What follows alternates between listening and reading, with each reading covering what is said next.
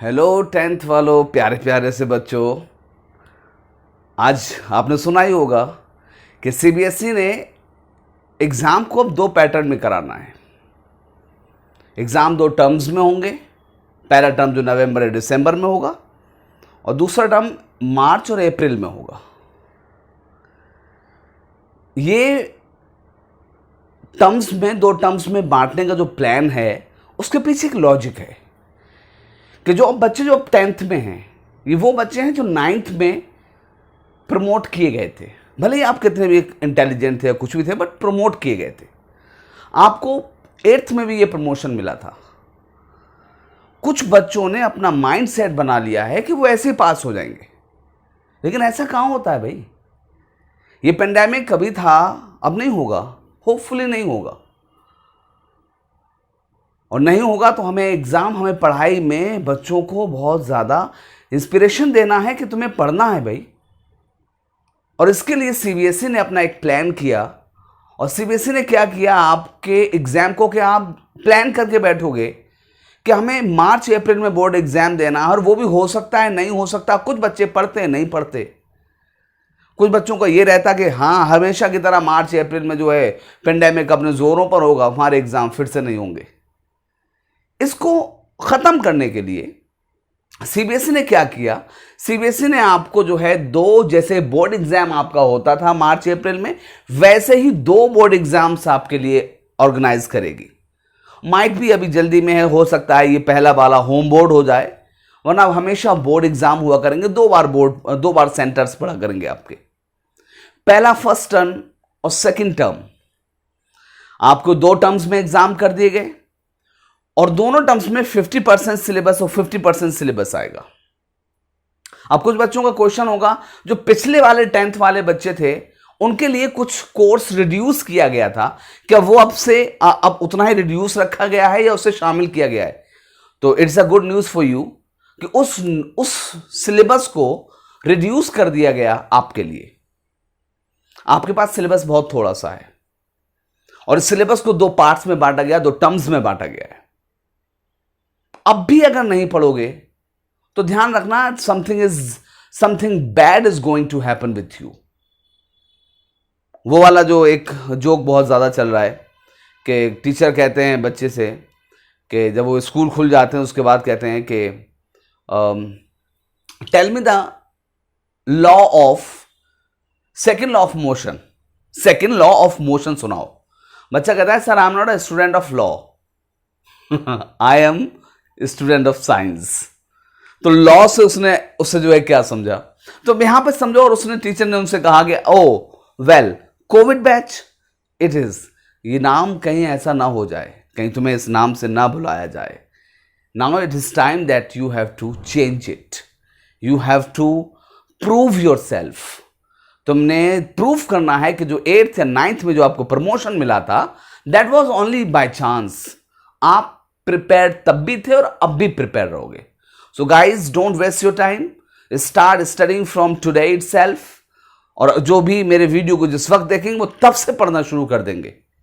It's your time and you have to take it very seriously. I have come here with a video to tell you that कि यहां पर बेटा new exam pattern है 9th, 10th, 11th और 12th के लिए। Each term, यहां पे 2 टर्म्स होंगे बेटा। कितने टर्म्स होंगे? 2 टर्म्स होंगे एग्जाम के। और दोनों टर्म में क्या होगा, ईच टर्म 50% सिलेबस होगा हर टर्म में। फर्स्ट टर्म इन नवंबर दिसंबर होगा, सेकंड टर्म इन जो है मार्च अप्रैल होगा। मैं यहां पर 2 सब्जेक्ट्स लेकर आपके आया हूं। एक आया हूं साइंस और मैथ्स लेके। मैथ्स का सिलेबस हमेशा प्रॉब्लम क्रिएट करता है, वरना इंग्लिश के चैप्टर या एसएसटी के चैप्टर्स जो पिछली बार डिलीट थे वो डिलीट हैं। और शुरू के जो है 50% ले लो। अगर 14 है तो 7 ले लो फर्स्ट टर्म में, और बाद के 7 ले लो उसमें सेकंड टर्म में। तो हमें करना होता है वो कौन सा होता है बेटा, हमें मैथ्स एंड साइंस को हमें जो है देखना होता है। तो मैथ्स का जो सिलेबस है यहां पर बेटा, it would be of 50 marks. 50 marks का होगा। 40 मार्क्स का आपका एग्जाम रिटन एग्जाम होगा, और 10 मार्क्स आपके क्या होंगे, इंटरनल्स पे डिपेंड करेंगे। आपके जितने भी स्कूल्स के अंदर जो भी होते हैं, आपको भी ऑनलाइन आपसे जो टेस्ट लिए जाएंगे या जो भी असेसमेंट्स होंगे उनके बेसिस पर 10 मार्क्स दिए जाएंगे. It would B from the side of school and on the basis of your performances in school in tests. यहां पर जो है बेटा क्या है, मैंने एक टेबल बनाया है. सीबीएसई ने आपको जिस तरीके की टेबल दिया है मैंने वो बनाया. बस उन्होंने चैप्टर के नंबर नहीं लिखे, मैंने चैप्टर के नंबर लिखे हैं आपकी बुक के हिसाब से, एनसीईआरटी के हिसाब से. Like name of unit, number, name of unit, कौन सा यूनिट आएगा आपका इस बार. अब मैंने अपनी तरफ से ये ऐड किया है चैप्टर का नंबर और चैप्टर का नेम क्या है, जिससे कि आपको क्लियर हो जाए और ये कितना वेटेज होगा, कितने नंबर का होगा. If I talk of the first one, number system. Number system आएगा. नंबर सिस्टम कौन सा है बेटा, real number. This is the chapter number 1 और ये होगा 6 मार्क्स का.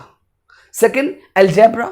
अलजेब्रा में कौन कौन से हैं बेटा, second chapter and third chapter. Second chapter कौन सा है, पॉलिनोमियल्स. और थर्ड चैप्टर कौन सा है, linear equation, pair of linear equation in 1 variable, in 2 variables. ठीक है बेटा. And this would be of 10 marks. तो चैप्टर नंबर 2 और 3 दोनों मिलकर जो है 10 मार्क्स के आएंगे. फिर आप कोऑर्डिनेट ज्योमेट्री, जो आपकी बुक में, एनसीईआरटी वाली बुक में चैप्टर नंबर 7 है, ये 6 मार्क्स का आएगा. ज्योमेट्री, ज्योमेट्री में जो है आपका जो है ओनली चैप्टर नंबर 6 है और जो किस में आएगा बेटा, वो 6 ट्राइंगल्स है और वो आएगा 6 मार्क्स का आएगा बेटा.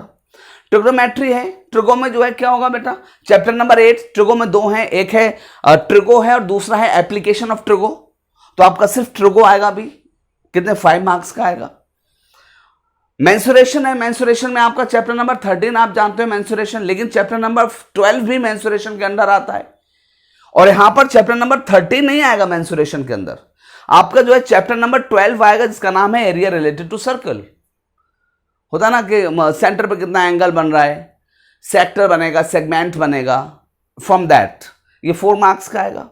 और 7 पर है स्टैटिस्टिक्स एंड प्रोबेबिलिटी, ये 3 मार्क्स की आएगी. बच्चे यहां पे कंफ्यूज होंगे कि स्टैटिस्टिक्स एंड प्रोबेबिलिटी दोनों 3 मार्क्स की आएगी. I want to clear one thing here. CBSE ने यहां पे दोनों का नाम लिखा है बट दोनों नहीं आ रहे फर्स्ट टर्म में. फर्स्ट टर्म में सिर्फ कौन आ रहा है, प्रोबेबिलिटी आ रहा है. कितना एक छोटा सा सिलेबस है मैथ्स का बेटा.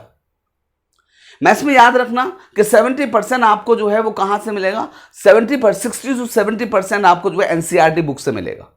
बाकी जो अच्छी पढ़ाई करने के लिए है वो आप जो है क्या कर सकते हैं, अदर बुक्स की हेल्प ले सकते हैं. इसे बेटा क्लिक करो और इसका फोटो लो.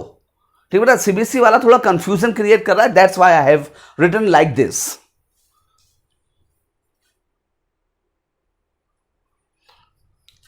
आप स्टैटिस्टिक्स एंड प्रोबेबिलिटी जो सीबीएसई ने आपको जो दिया है, आप इसमें से स्टैटिस्टिक्स को काट भी सकते हो. स्टैट्स काट दो, सिर्फ प्रोबेबिलिटी आएगी बेटा. Fine.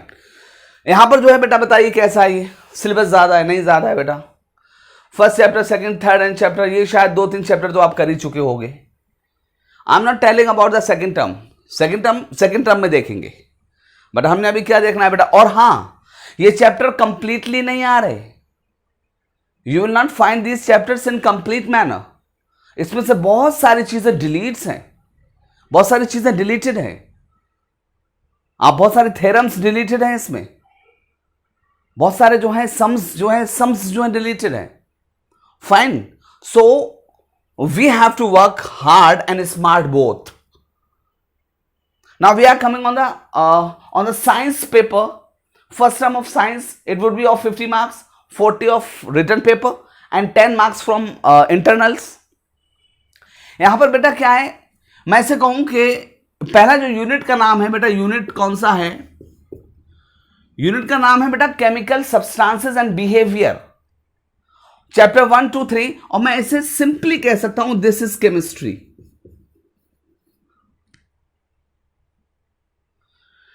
And then world of living, you can call it living का मतलब bio, and it's a study logy, biology. ये बायोलॉजी क्या है बेटा, it's a it would be of 10 marks and chemistry would be of 16 marks. कौन सा chapter, first chapter, that is too much easy. Second chapter, it is also easy. Third, you know, from 8th and 9th you have studied a lot about that. World of living biology का part है, 10 marks का. सुनो chapter कौन सा आ रहा है, सिर्फ एक, चैप्टर नंबर 6. क्या नाम है इसका?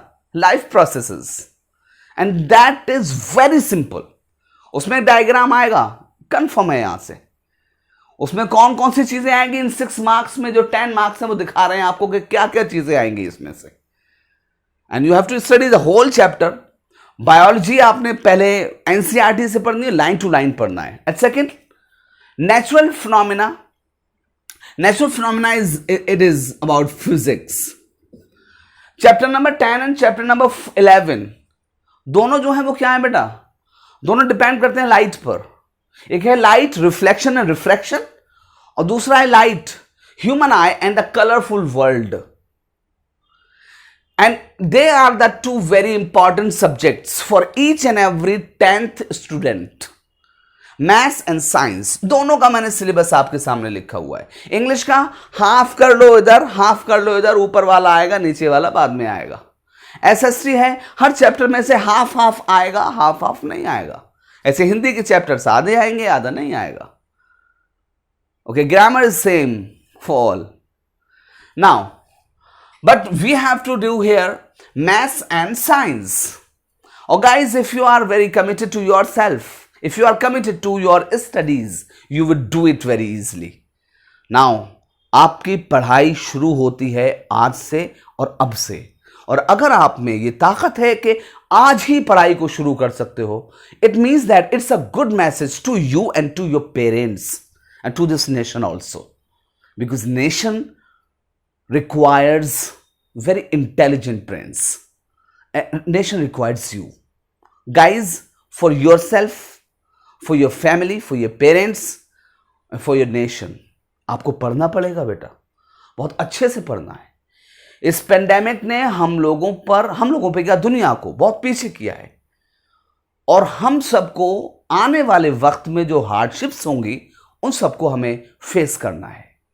Guys, this is your trainer Shekhu sir, and I am very hopeful for you that you would get good result, and the first term would be shining for you, but please work hard. Thank you.